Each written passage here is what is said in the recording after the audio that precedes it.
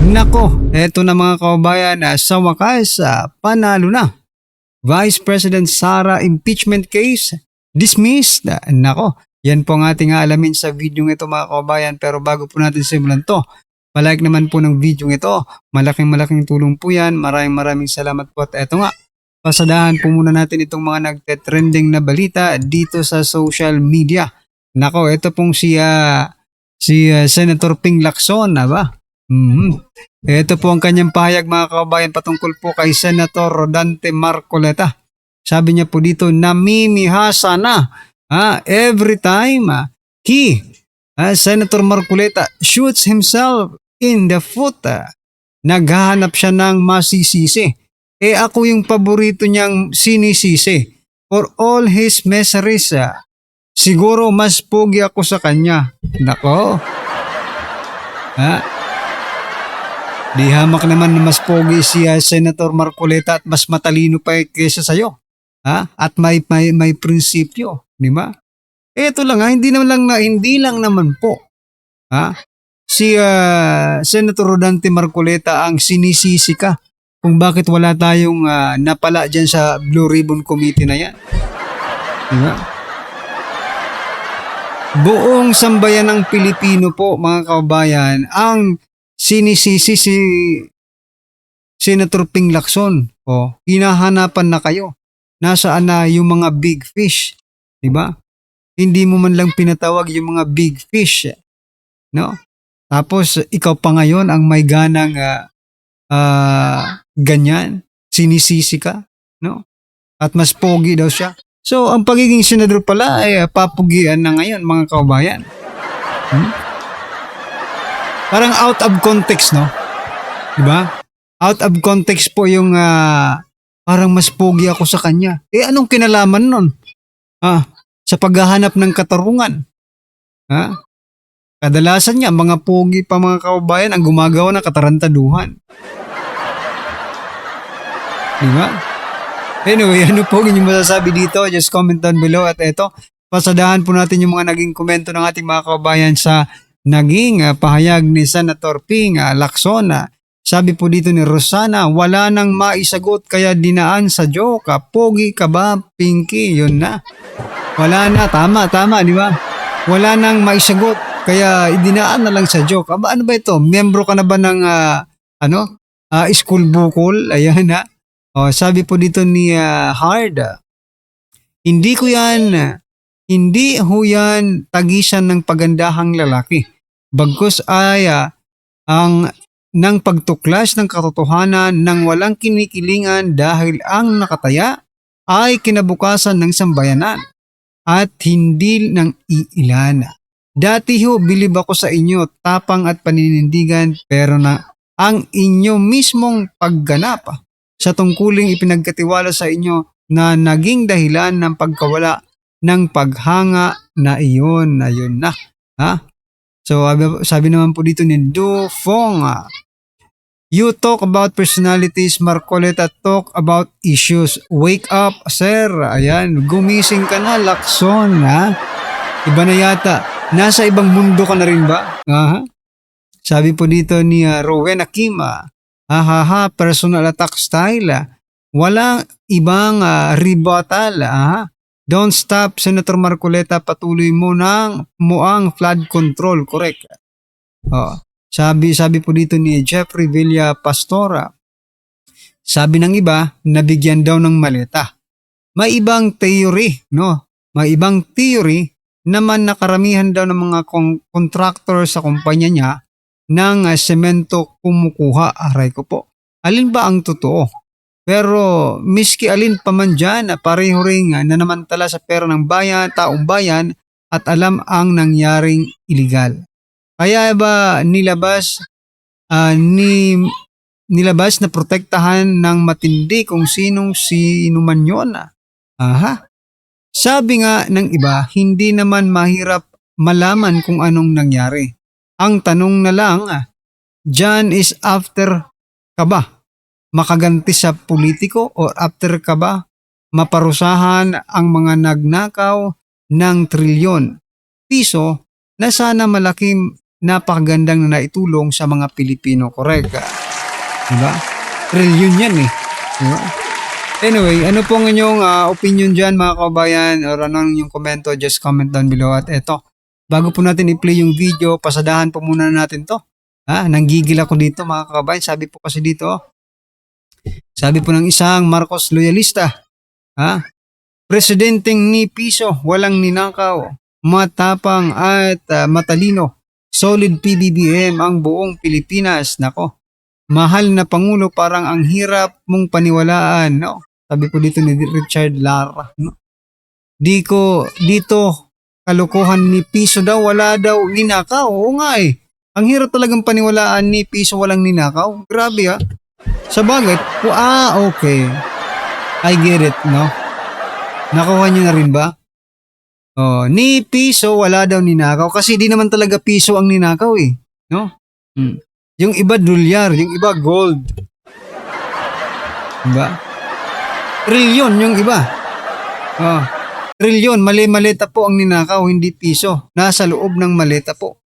Oo, mga kababayan, kaya naman pala, no? Matapang at matalino, solid PBBM buong Pilipinas. Kayo na lang maging solid, wag nyo kami isali, no? Total, pag sinasabi namin solid DDS buong Pilipinas, ayaw nyo rin naman eh, no? Patas na tayo, kayo lang. Wag nyo rin kaming isali mga kababayan, no? Tayong lahat. Grabe, ni piso walang ninakaw. Anong nangyayari ngayon sa Pilipinas? Puro nga korupsyon, bawat ahensya, di ba? Ito pong naging komento ng ating mga kababayan patungkol po dyan mga karibin natin. Sabi po dito, purihin, praise the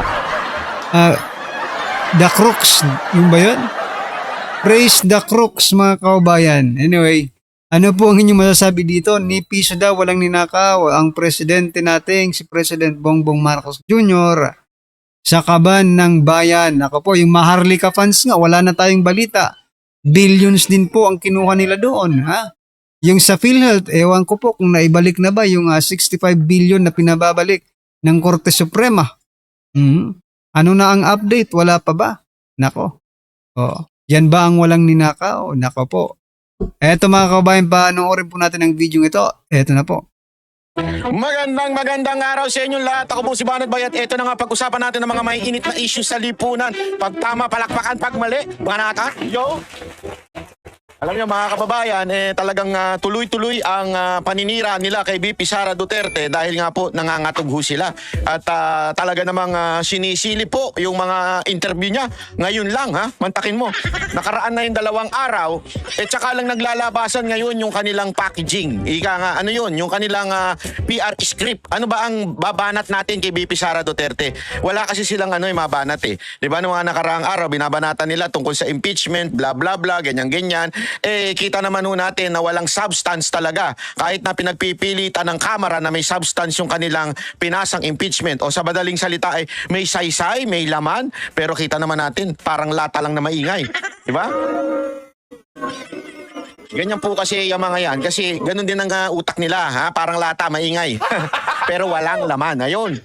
Kaya ganun din ang impeachment.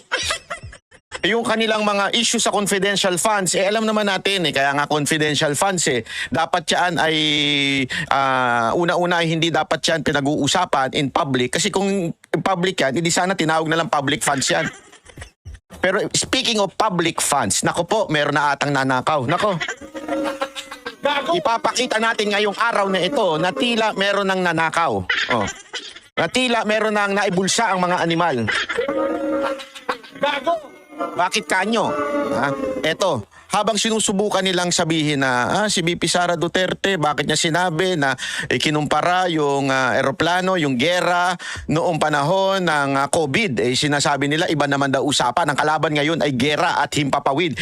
Pero pinakita nga natin dun sa ating reel. Kung hindi ko kayo nakapalo, follow nyo na. Palo lang ng palo. Banat by 3.0 na. Bakit? Pangatlong beses na natin kung mag-create ng page. Lagi ho nilang nire-report dahil takot na takot sila sa katotohanan. Takot na takot sila kasi hindi tayo nababayaran tulad ng mga animal na media. na nababayaran. They can control the narrative, the script, because they think na yung maleta ay sapat na para dito. Eh, alam mo naman itong mga media, wala na ho itong mga advertisers eh. Wala na akong naniniwala sa kanila. Kaya nga kung ano-ano ng chismis, mantakin mo mga kababayan. Hanggang ngayon ba naman, putang ina si Ann Curtis pa rin ang pinag-uusapan ng mga hindot. Mantakin mo. Ako, wala akong problema eh. Mali na yung tao. Inamin naman ni congressman na mali siya. Sa totoo lang, ako, may punto naman siya na mali siya. Tinanggap niya na yung pagkakamali niya. Pero si Ann Curtis, tila para bagang sinasabi niya na hindi tayo titigil pa. Hindi lang pwedeng tanggapin yung sorry, kailangan ay ganito. Alam mo, Ann Curtis, eto sa akin lang wala naman pong masama magpa-sexy. Hindi din naman kasalanan ng mga nagpapasexy na sila'y pinagnanasahan, di ba? Parang hindi naman tama yun, di ba? Na para bagang sinasabi mo na pag ikaw nagpasexy, hindi ibig sabihin kailangan ka ng pagnasahan. Tama, mali? Tama naman yun. I agree. I agree. I totally agree with you, Ann Curtis. O dun sa mga pingtae na akala mo napakabanal pero nagsasalsal naman. Ganun pa. Yeah? Tapos yung isa, muntik ko na sabihin yung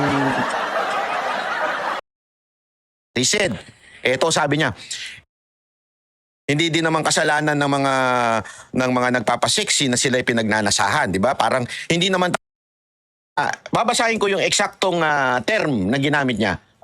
Eto sabi niya, wait lang chotomate. Ito lang para baka sabihin hindi ko kasi nahanda kasi hindi ko sana planong pag-usapan ito pero ito pa ito yung sa lifestyle. Ito. Di ko natabidad. Banat by engage. Kasi may commercial pa. Hindi ko naman gusto yung commercial nyo. Bakit nyo nilalabas pa sa akin? Yung mga nakakairita, no? Ayan, Ito. May kasi, para ipakita lang natin na ebidensya na itong si Nico Natividad, ay ayan. Ay, sandali, ang pogi ko dito. Ba't ganun? Ang bira. Sino mas pogi sa amin dito? Siya yung mukhang good boy. Ako yung mukhang bad boy dito. Ang bira, kabanat ba yun? Ayan. Ito. Pakita natin. Ito yun, binanatan ako niyan nung panahon ng ABS-CBN. So, pinagtulungan ako niyan. At ang binanggit niya dito sa article na ito, babasahin lang natin baka sabihin ninyo tayo nagsisinungaling Pero ito ang kanyang sinabi dito. Ayan, hashtag member Nico Natividad and Moco Uson's manager, Banat Bay. Wow. Had been engaged in word. Kapal tong si Banat Bay, lahat daw binabanatan niya at walang tinuurungan dahil binanatan niya yung pagtitipon sa ABS. Kung wala ka talagang kinakota, ba't di mo banatan yung nagmamaning tao? Tapos meron pa siyang bandang dulo na tila sinabi niya, Natividad afterward retorted by addressing the kissing part of Banat Bay's reply, coming up with new nickname for the Uson manager. He said, eto sabi niya, ewan ko ba, sa lahat ng lalaki, ikaw lang ang gusto kong halikan. Balita ko kasi mayaman ka daw, kaya na-attract ako kasi nga bayad bay. Alam mo, Nico Natividad, makinig ka na maigi sa akin kupal ka, makinig ka. Tinawag mo akong bayad bay. Hindi mo naman napatunayan yan. Okay? Yung mayaman part, depende yan kung ano ang perspective mo ng kayamanan. Ako, mayaman ako. Saan ako mayaman? Mayaman ako sa pagmamahal ng aking magulang. Mayaman ako sa pagmamahal ng aking grupong banateros. Ako'y mayaman sa busilak na puso. Hindi sa kayamanang material. Hindi ko masasabi na porket nakakapunta tayo ng ibang bansa, mayaman na ho tayo. Hindi, marunong lang akong mag-ipon. Hindi kasi, una-una, wala ho akong pamilya, wala po akong anak, wala po akong asawa. Hindi katulad mo na may asawa, pero may iskandal. May iskandal sa isang di umano allegedly walker. Alam mo yung walker? Sa Tagalog, pokpok. Kasi ngayon pinaganda na maraming nang tawag yan, iba-iba walker, ganyan. Pero ito, sabi nila, pokpok daw yan, di umano. Bakit? Kasi kaapat kayo, di umano daw. Napabalita yan, Hindi po ako nagsabi niyan, media. Napabalita na kayong apat, tinorjak daw yan. Apat kayong lalaki na magkakaibigan, hindi naman sabay-sabay. Puta pag sabay-sabay yun, pangit nun.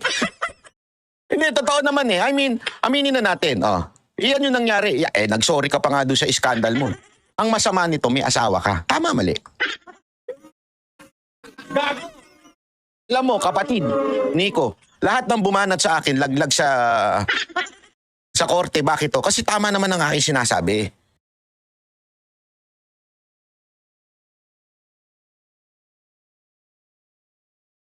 So napakalinaw na posible ang dumaan sa airspace. Ang siste kasi, ganito mga kababayan, umiiwas lang. Ibig sabihin, hindi dadaan dun sa kung saan nagkakaroon ng bombahan. Usually dumadaan ng Europa, tapos from Europe, dumediretso na kung saan man, maaaring bababa sa malapit-lapit, tapos saka ulit lilipad. Sa madaling salita, medyo magmamahal. Yun ang katotohanan. Magmamahal ang pamasahe. Kasi nga, yung magmamahal yung eroplano, yung pagka-charter plane mo yan, ibig sabihin ng charter, ibig sabihin, nirentahan mo. Pare, rerentahan mo yung buong eroplano. Yan to. Ganito ang charge niya kasi yung gasolina papunta sa Europa, yung Europa papunta sa Asia o saan man, gasolina na naman, tas bago papunta ng Pilipinas. Kasi alam ko, hindi kayang direkta mula Europa. Correct me if I'm wrong, kung kaya, kasi nung nagpunta tayo ng Deheg, wala talagang biyahe from Europe to the Philippines. Talagang dadaan ka ng Middle East. So malamang dumadaan sa ibang lugar. Kasi bilog naman ang mundo. Hindi flat. Sorry na, Sir Jack. Si Sir Jack naniniwala pala ang mundo. Bilog yan, so pwedeng umikot yan. Kaya lang, mas mahal ang pamasahe. Yan, ibig sabihin, mas mahal ang gasolina. Ang tanong, bakit ang daming palusot ng gobyerno? Alam niyo kung bakit? Baka kasi naibulsa na yung pera. Yan ang totoo dyan. So baka na ibulsa na yung pera. Ba't ko nasabing naibulsa na? Ito, papakita ko sa inyo. Ito. Dali, sinisipon ako. Wala dito yung yung basahan tuloy. Yung nilalagay dito sa restaurant kasi nakita ko si FLM. Kadiri talaga itong maman to. Dugyot! Naalala ko. Kinuha niya yung hindi pa nasatisfy sa isa. Dalawa pa ang ginamit niya. Tuminga doon sa hayop yan talaga. Mga kababayan, please do not do that in other countries, ha? Parang awa nyo na. Mga kababayan, that is so inappropriate. Kasi ginagamit yun sa bibig, di ba? Kahit ba sabihin natin laban, ginagamit yun. Yung ginilalagay dito sa para minsan dito nilalagay, pagka-trip mo, minsan dito nilalagay sa lap, di ba? Yung gano'n, yung nakatiklop dito sa pag-restaurant na silalapag mo dyan para pagkakain kapag tumulo, hindi malalagyan yung pants mo, di ba? Hindi ka parang tumae, gano'n. So, kinuha niya yun. Suminga siya. Pagsinga niya, hindi siya nasatisfy, binaba niya, kumuha pa siya ng isa, suminga uli.